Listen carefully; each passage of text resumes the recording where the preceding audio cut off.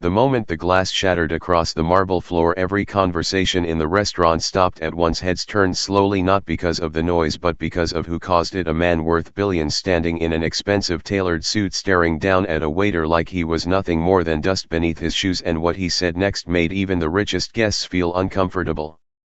"You call this service?" he said, his voice cold and sharp like a blade. "I have had better treatment at roadside stalls than this pathetic excuse of a restaurant." His words cut through the air, making the silence heavier. The waiter stood still, not reacting, not apologizing, not even flinching, and that calmness somehow made the billionaire even angrier.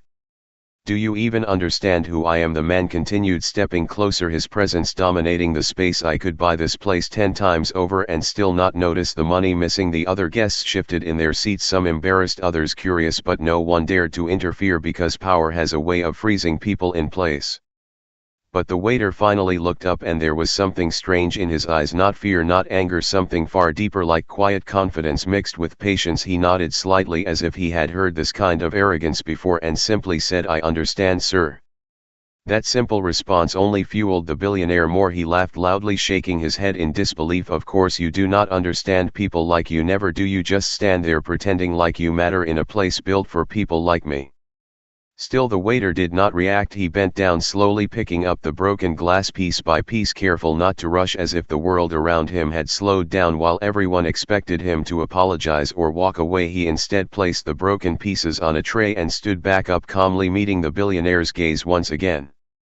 And that is when something shifted, not in the room but in the energy between them, because the waiter was not acting like an employee being humiliated. He was acting like a man who knew something no one else did. The billionaire frowned slightly, sensing it but brushing it off immediately. "Sit down and bring me a proper meal this time," he snapped, waving his hand dismissively as if ending the conversation. The waiter gave a small respectful nod, but before turning away he said something so quietly that only the billionaire could hear it. "Sir, I will make sure you get exactly what you deserve." For a second the billionaire felt an unusual chill run through him, though he could not explain why. He watched the waiter walk away with steady steps, not hurried, not shaken, and for the first time that evening something felt off. Something about this place was not what it seemed. And he was about to find out in the most unexpected way. Say next when you want the story to continue. The billionaire leaned back in his chair, trying to shake off that strange feeling, but it refused to leave. There was something unsettling about the way the waiter had spoken, not disrespectful, not fearful, just certain, as if he had already decided how this night would end. Around him the restaurant slowly returned to life. Conversations resumed, but softer now, more cautious. Eyes still glanced toward him and then toward the direction where the waiter had disappeared into the kitchen. It was no longer just another luxury dinner. It felt like a stage where something unexpected was about to unfold. Minutes passed, longer than they should have. The billionaire checked his watch, irritation growing again. He was not used to waiting, not like this, not after making his presence known. He snapped his fingers at another staff member walking by, but the man hesitated for a second before approaching carefully. "Where is my food?" the billionaire demanded, his tone impatient and sharp. "It will be ready shortly, sir," the staff member replied politely, though there was a slight tension in his voice, something almost like nervous respect, but not for the billionaire. That detail did not go unnoticed. The billionaire narrowed his eyes, watching the staff member walk away. There it was again, that same strange atmosphere, like everyone here was following a different set of rules than he was used to, and for the first time in a long while he felt something unfamiliar creeping in, not fear but curiosity mixed with discomfort. Then the waiter returned. He carried a single plate, covered, perfectly presented, but simple, nothing extravagant, nothing that screamed luxury. It was almost insulting in its simplicity. The billionaire stared at it for a moment before letting out a short laugh. "This is what you bring me after all that?" he said, shaking his head. "You must be joking." The waiter placed the dish gently on the table, his movements controlled, precise, not a single gesture wasted. "This is the meal prepared for you, sir," he said calmly. The billionaire leaned forward, his expression turning cold again. "Do you think this is some kind of joke or statement? Because I promise you this will cost you your job." The waiter did not respond immediately. Instead he reached into his pocket and pulled out something small, placing it beside the plate. It was a key. Not just any key, but an old-fashioned heavy one, the kind used for doors that mattered. The billionaire frowned, his irritation mixing with confusion. "What is this supposed to mean?" For the first time the waiter allowed a faint smile to appear, not mocking, not arrogant, just knowing. Sir, before you take another bite, I think it is time you understand where you are sitting. The billionaire stared at him, waiting for the explanation, but what came next did not arrive in words. Instead, the restaurant manager suddenly appeared, walking quickly toward their table. His posture was straight, but his expression carried urgency. He stopped beside the waiter, not the billionaire. And then something happened that made the entire room fall silent again. The manager nodded respectfully to the waiter. Not the other way around. In that moment, the billionaire felt the ground shift beneath his confidence just slightly. Because powerful men are used to being recognized instantly.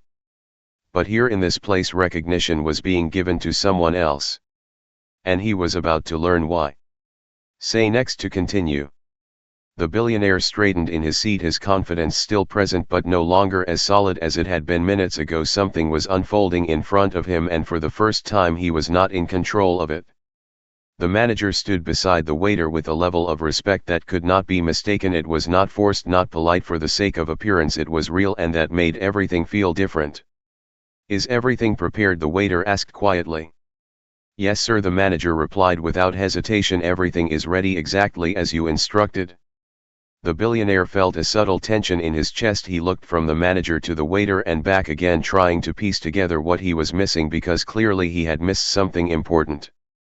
What is going on here? He said, his voice lower now, less aggressive but more demanding. The waiter finally turned his full attention toward him, no longer just serving, no longer just standing still. There was a presence in him now, something that filled the space without needing to be loud. You said earlier that you could buy this place 10 times over, the waiter said calmly. The billionaire scoffed slightly, trying to regain his dominance. That was not a claim, it was a fact. The waiter nodded slowly, as if acknowledging the statement without agreeing with it. That may be true, he said, but ownership is not always about money. The words landed differently this time, not like a challenge but like a quiet truth that refused to be ignored. The waiter then gently picked up the key from the table, holding it between his fingers for a moment before placing it back down in front of the billionaire. This restaurant was built from nothing, he continued, brick by brick, decision by decision. It survived when others failed, it grew when people said it could not, and every single person working here helped make it what it is today. The billionaire listened, now completely silent. I know that because I was there from the beginning, the waiter said.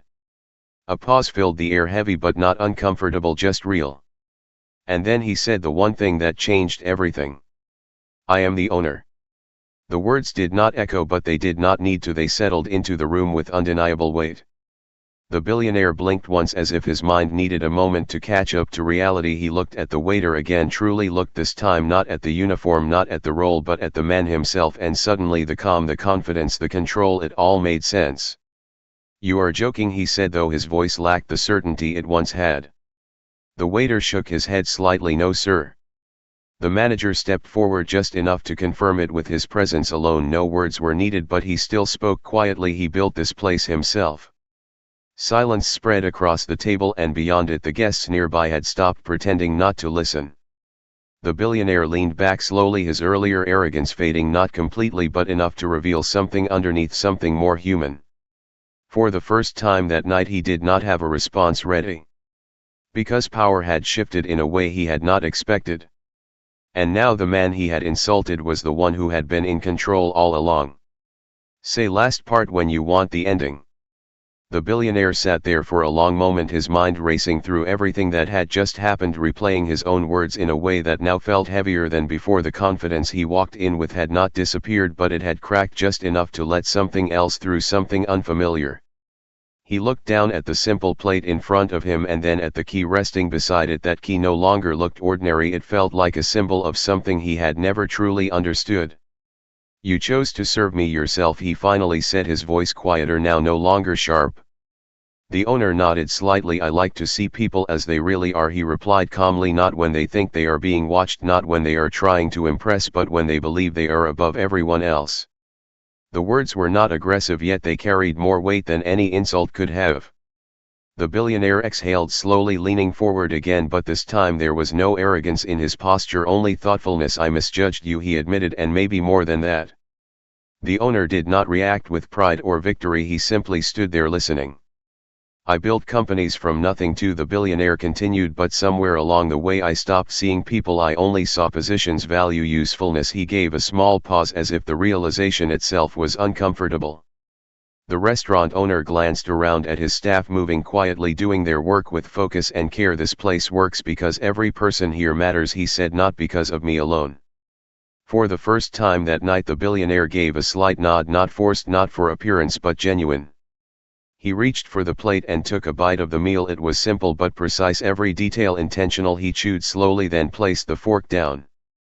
"This is better than anything I expected," he said honestly.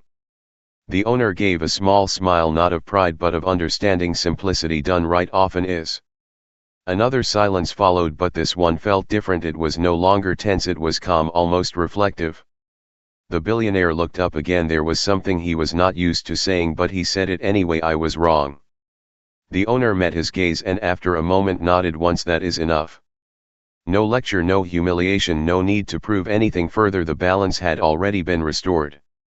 The billionaire stood up, adjusting his jacket, but his presence had changed. It was still strong but no longer overpowering. He picked up the key from the table and looked at it one last time before placing it back exactly where it had been. Then he did something no one in the room expected. He extended his hand.